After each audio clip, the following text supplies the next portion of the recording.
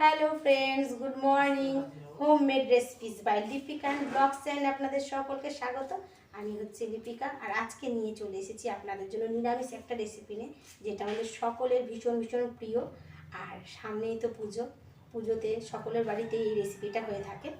আজকে আমি আপনাদেরকে দেখাবো ধোকার ডালনা কীভাবে রান্না করতে হয়। দেখুন, ধোকার ডালনা তো আমরা বাড়িতেও তৈরি করে করতে পারি, কিন্তু এটা করতে অনেকটা সময় লাগে। তাই আমি আজকে ইনস্ট্যান্ট একেবারে বাজার থেকে কিনে নিয়ে এসেছি। আপনারাও কিন্তু নিয়ে আসতে পারেন, কোনো অসুবিধা নেই। এটাও কিন্তু খেতে খুব একটা খারাপ হয় না। আজকে আমি আপনাদেরকে এই ধোকার ডালনাটাই রান্না করে দেখাবো। তাহলে আগে চলুন, আগে আমি ধোকাটাকে কীভাবে মিক্সড করছি, তৈরি করছি, সেটা আমি আপনাদেরকে দেখিয়ে নিই। দেখুন ফ্রেন্ডস, আমি ওভেনের ওপর কড়াইটা বসিয়ে নিয়েছি। কড়াইটা আমার গরম হয়ে গেছে। কড়াই দিয়ে দিলাম 2 চামচ মতো সর্ষের তেল। এইবার আমি খুন্তির সাহায্যে এই তেলটাকে সারা কড়াইয়ে মাখিয়ে নেব। আমার সারা কড়াইয়ে তেলটা মাখানো হয়ে গেছে। আমি এখানে 1 বাটি ধোকা মিক্সার নিয়ে নিয়েছি। এর মধ্যে কিন্তু সমস্ত রকমের মশলাই দেওয়া আছে, অন্য কোনো কিছু দেওয়ার প্রয়োজন নেই। আমি কড়াইয়ের মধ্যে ধোকা মিক্সারটা দিয়ে দিলাম। আমি এবং এটা খুন্তির সাহায্যে ভালো করে তেলটার সাথে মিশিয়ে নেব এবং ধোকাটাকে খুব ভালো করে ভেজে নেব। ধোকাটা যখন ভাজা হয়ে যাবে তখন দেখবেন খুব সুন্দর একটা সেন্ট বেরোচ্ছে এবং কালারটাও ধোকার বদলে গেছে। আমি যেহেতু 1 বাটি ধোকা নিয়েছি, সেহেতু আমি সেই বাটিরই মাপের 1 বাটি জল নিয়েছি। এর থেকে বেশি জল নিলে কিন্তু ধোকাটা নরম হয়ে যাবে, আঠালো কিন্তু হবে না, নরম হয়ে যাবে তাহলে। আমি এবার বাটির জলটা ধোকার মধ্যে দিয়ে দিলাম। দিয়ে আমি খুন্তির সাহায্যে খুব ভালো করে নাড়িয়ে জলের সাথে ধোকা মিক্সারটাকে মিক্সড করে নিলাম। নিয়ে আমি কিছুক্ষণ এটাকে নাড়াচাড়া করতে থাকবো, যতক্ষণ না ধোকাটা খুব ভালো করে আঠা আঠা অবস্থায় আসছে। দেখুন, আমার ধোকাটা কিন্তু আঠা আঠা অবস্থায় চলে এসেছে। আমি আরেকটুখানি নাড়িয়ে নিচ্ছি, যাতে জলটা আরেকটু মজে যায় আর ধোকাটা খুব ভালো করে মিক্স হয়ে যায়।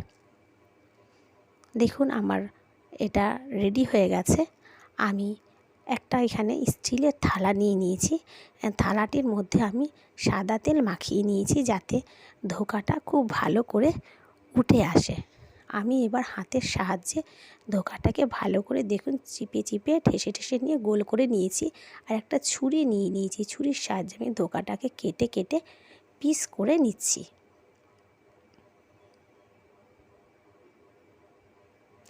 আপনারা চাইলে যেরকম খুশি শেপের করতে পারেন। আমি ঠিক লম্বা লম্বা নিমকির মতো করে নিয়েছি। অনেকে ধোকা গোল সাইজও করে, কেউ চৌকো করে, যার যেরকম পছন্দ। দেখুন, ঠিক বরফির মতো করে আমি লম্বা লম্বা করে এটাকে সুন্দর করে কেটে নিচ্ছি।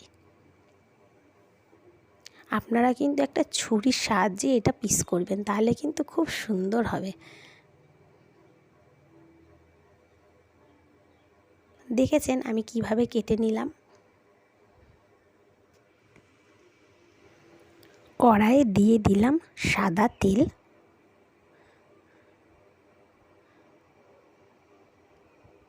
আমি পরিমাণ মতনই সাদা তেল নিয়েছি। এবার আমি ধোকার পিসগুলোকে একে একে তেলের মধ্যে ছেড়ে দিচ্ছি। অনেক বেশি পিস একবারে দেবেন না, অল্প অল্প করেই ভাজবেন। আর ধোকাটাকে সুন্দর করে লাল লাল করে ভাজবেন।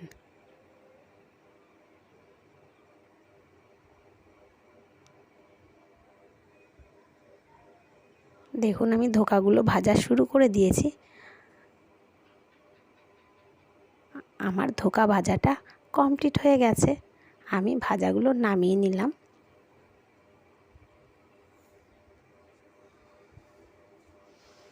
এইভাবে আমি সমস্ত ধোকাগুলোকে ভেজে নেব।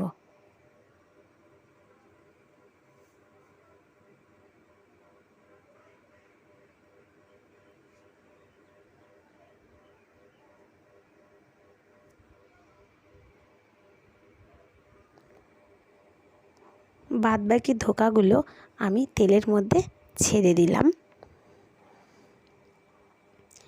সব ধোকা আমার ভাজা হয়ে গেছে। কড়াইয়ে যে তেলটা ছিল তার মধ্যে সামান্য আরেকটু সর্ষের তেল আমি মিক্সড করে নিলাম।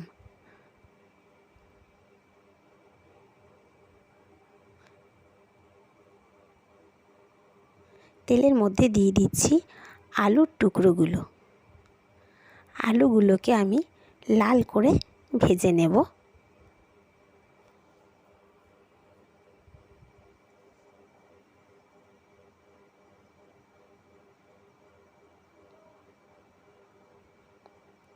আলুগুলো আমার ভাজা কমপ্লিট হয়ে গেছে। আলুগুলোকে আমি নামিয়ে নিচ্ছি।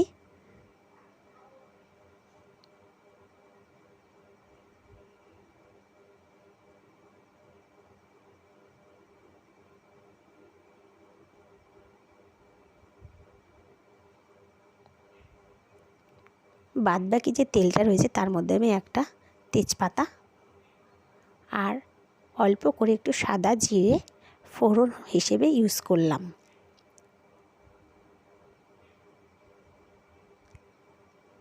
এগুলো ভালো করে ভাজা হয়ে গেছে। এইবার আমি এর মধ্যে দিয়ে দিচ্ছি টমেটো কুচিগুলো।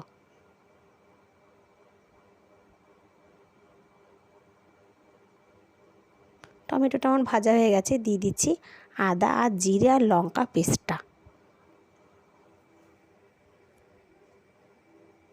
দিয়ে দিচ্ছি স্বাদ মতো লবণ। দিয়ে দিচ্ছি পরিমাণ মতো হলুদ।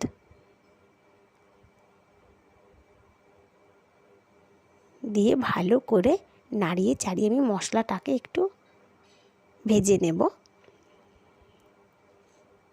মশলাটা দেখুন আমার ভাজা ভাজা হয়ে এসছে। মশলার মধ্যে আমি দিয়ে দিচ্ছি ভাজা আলুগুলোকে।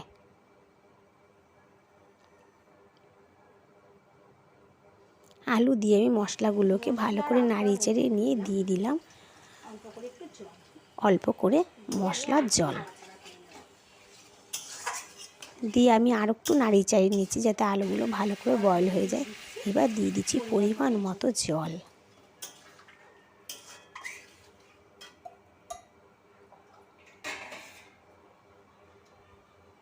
জলটা আমি একটু বেশি করে দিচ্ছি,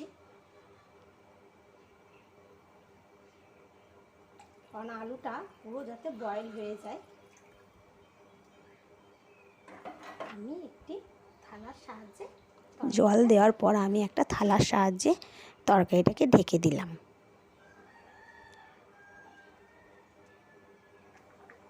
আমি ঢাকনিটা খুলে নিয়েছি। দেখুন আমার ঝোলটা টকবক করে ফুটে গেছে আর আলুগুলোও আমার সিদ্ধ হয়ে গেছে। আমি দিয়ে দিলাম ঝোলের মধ্যে স্বাদ মতো চিনি।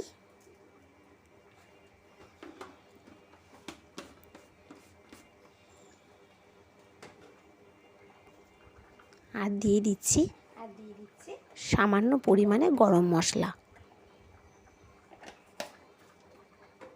ভালো করে নাড়িয়ে চাড়িয়ে আমি ঠিক নামানোর আগের মুহূর্তেই দিয়ে দিচ্ছি। এইবার আমি ঝোলের মধ্যে ছেড়ে দিচ্ছি ধোকা ভাজাগুলো। দিয়ে আমি কিছুক্ষণ নাড়াচাড়া করে নিয়ে